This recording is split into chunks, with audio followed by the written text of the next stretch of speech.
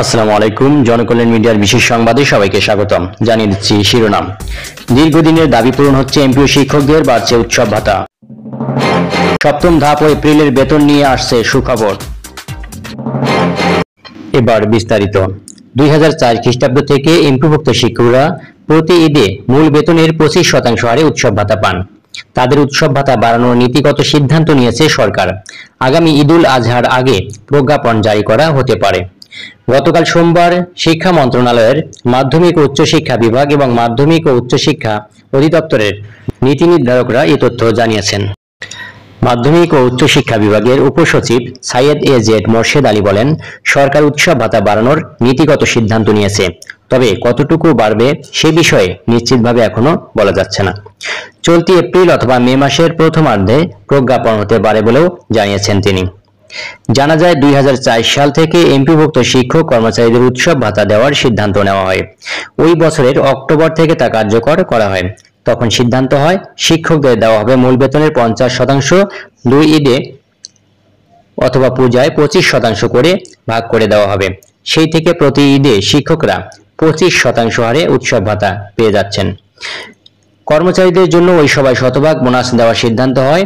দুই ঈদে 50% করে তা ভাগ করে দেওয়া হচ্ছে। শিক্ষকরা জানান, 1996 খ্রিস্টাব্দ পর্যন্ত এমপিওভুক্ত শিক্ষকদের মূল বেতনের 80% সরকার থেকে দেওয়া হতো। আওয়ামী লীগ সরকার তা 90% উন্নীত করে। 2005 সালে 4 দলীয় জোট সরকার 95% করে। পরের বাজেটে তত্ত্বাবধায়ক সরকার তা শতভাগে নিয়ে যায়। দেখা গেছে, বেসরকারি শিক্ষক কর্মচারীদের বেতন স্কেল ধাপে ধাপে শতভাগে উন্নীত হলেও উৎসব ভাতা বাড়েনি। শিক্ষা মন্ত্রণালয় সূত্র জানায়, এই বছরের 5 মার্চ উপদেষ্টা ডক্টর ওয়াহিদুদ্দিন মাহমুদ শিক্ষা মন্ত্রণালয় থেকে চলে যাওয়ার আগে শিক্ষকদের উৎসব, বিনোদন, বাড়ি ভাড়া সহ অন্যান্য ভাতা বাড়ানোর একটি প্রস্তাবে সই করেন। এরপর এ নিয়ে কাজ শুরু করে মন্ত্রণালয়। এর আগে তিনি বলেছিলেন, 15-20 বছরের বঞ্চনা 1-2 বছরের বাজেট দিয়ে তা মেটানো সম্ভব নয়। 15 বছরের বৈষম্য একদিনে ঠিক করা যাবে না, তবে শুরুটা করা দরকার। সেই শুরুটা তিনি করে দিয়ে যাচ্ছেন বলেও জানিয়েছিলেন। ডক্টর ওয়াহিদুদ্দিন মাহমুদ আরো বলেছিলেন, তাদের অর্থাৎ এমপিভুক্ত শিক্ষকদের উৎসব ভাতা, বিনোদন ভাতা, বাড়ি ভাড়া, চিকিৎসা ভাতা এ বছরের ঈদুল আজহা থেকে শুরু করে আগামী বছরের বাজেট থেকে অন্তত কিছু বাড়ানো যাবে। মন্ত্রণালয়ের বাজেট শাখা থেকে জানায়, গত ঈদুল ফিতরে সারা দেশে প্রায় 30,000-এর বেশি এমপিওভুক্ত বেসরকারি স্কুল, কলেজ ও মাদ্রাসা মিলে প্রায় 240 কোটি টাকার উৎসব ভাতা দেওয়া হয়েছে। এর মধ্যে শুধু স্কুল ও কলেজে 20,567টি। এর সঙ্গে মার্চ 2025 মাসের বেতন হিসেবে দেওয়া হয় 883,51,04,750 টাকা।